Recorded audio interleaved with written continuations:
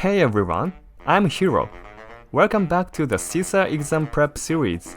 Today we are covering Chapter 2, Section 4, Enterprise Architecture and Considerations. Let me start with a scenario that plays out in real organizations all the time. Here's what happens when organizations don't have enterprise architecture, or EA. Imagine the sales team, the marketing team, and the finance team each making IT decisions completely on their own. No coordination, no shared plan. The result? Each department ends up building its own system.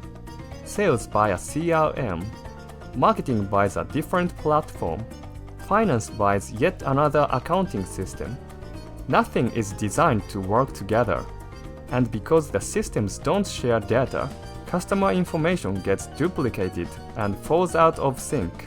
3 systems, 3 different versions of the same customer. Mistakes pile up. On top of that, IT investment gets wasted on silos that can't communicate. You're paying for 3 systems doing overlapping jobs, and none of them talk to each other. That is the world without EA. With EA, things look very different. Business and IT are designed as one integrated whole, not separately, not in silos, as a single coordinated structure. Data is shared across systems.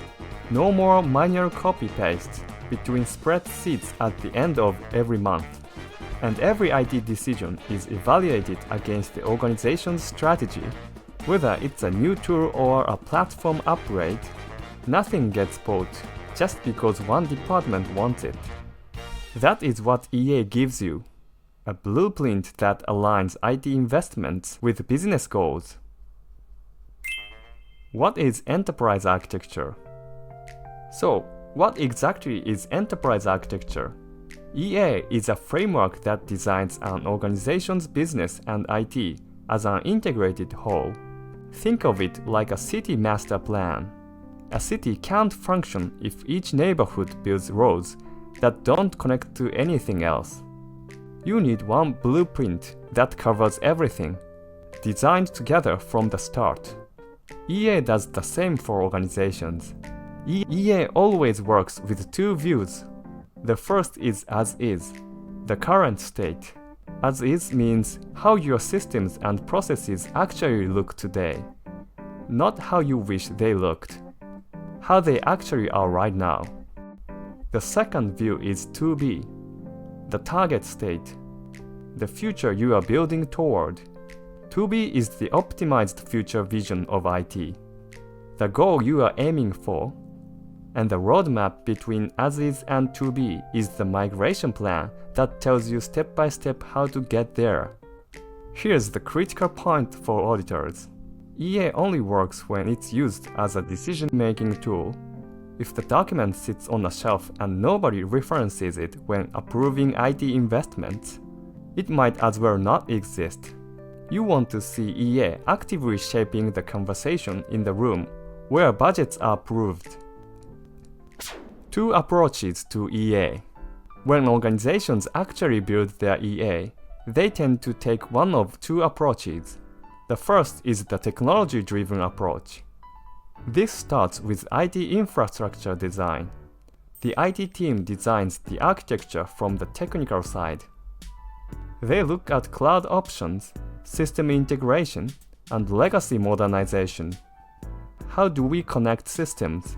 What should move to the cloud? What old applications need to be replaced? The risk? Business departments look at the result and say, "This is impressive, but what does it actually do for us?" That's the danger of starting with technology before understanding what the business needs. The second is the business process-driven approach. This one flips it around. It starts by asking, what does the business actually need to achieve? You map the business processes first, then select the IT needed to support those processes. Business teams love this approach because it speaks their language. The risk here is the opposite. IT teams might say, "Great concept, but is this technically feasible?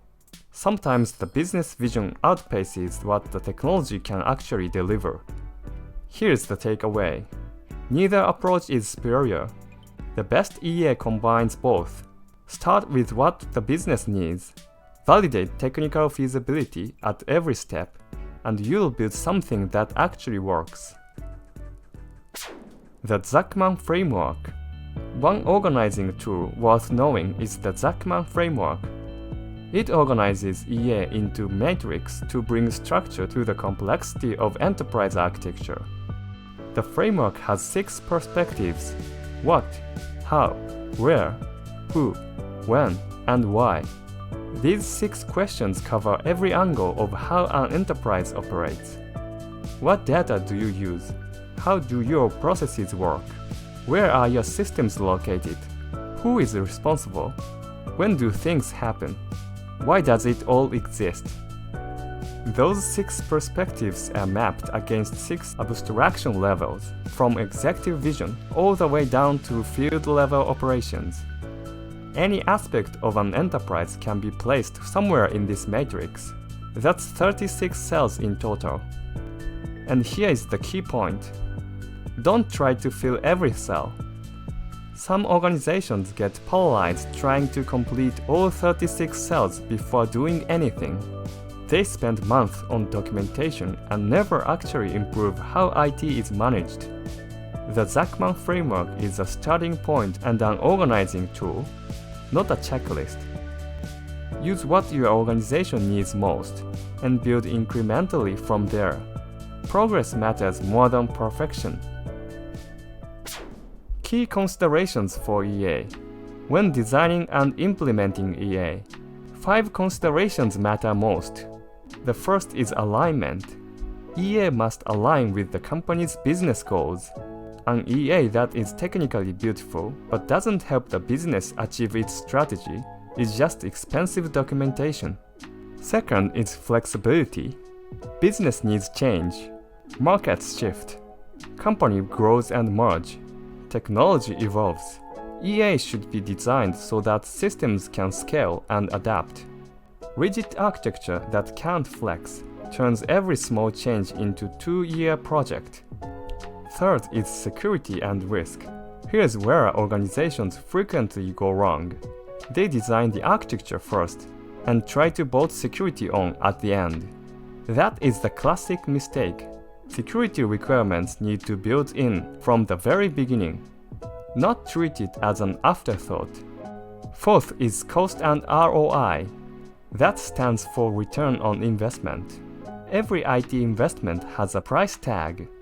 The CFO will always ask, what do we actually get out of this? EA should provide the framework for evaluating whether investments will deliver a clear and measurable return. Fifth, and critically, executive involvement. EA cannot succeed without buy-in from senior leadership. When executives aren't involved, EA reflects IT priorities rather than business strategy. Auditor's checklist. As an auditor evaluating EA, you check 3 things. The first question, does EA exist? This sounds basic, but some organizations don't have a formal EA at all. Without it, departments make IT decisions independently. You end up with exactly the silos and data inconsistencies. The second question, is EA actually used? You're not just looking for a binder somewhere labeled Enterprise Architecture. You want to see EA actively referenced when IT investment decisions are made. If projects get approved without anyone consulting the EA, then it exists on paper only. That's a control failure, not just a documentation problem. Third question, is executive involved? If senior management had no part in developing the EA, or if the CIO has never seen the document, that is a red flag. EA built only by the IT department risks losing alignment with the organization's overall business strategy. Strong executive sponsorship is what gives EA real teeth. The authority to actually shape IT decisions across the whole organization. Let's bring it all together. EA is an integrated blueprint of business and IT. It maps the as-is current state to the to-be future vision through a structured roadmap. Two approaches exist. Technology-driven starts with infrastructure. Business process-driven starts with business needs. Ideally, combine both. The Zachman Framework is a useful organizing tool. The goal is not to fill each cell. Build incrementally based on what your organization needs most. Key considerations are alignment, flexibility, security and risk, ROI, and executive involvement. And auditors checks three things: whether EA exists, whether it is actually being used in decisions, and whether executive sponsorship is in place. Alright, that's it for section 4. Thanks for watching, and I'll catch you in the next one.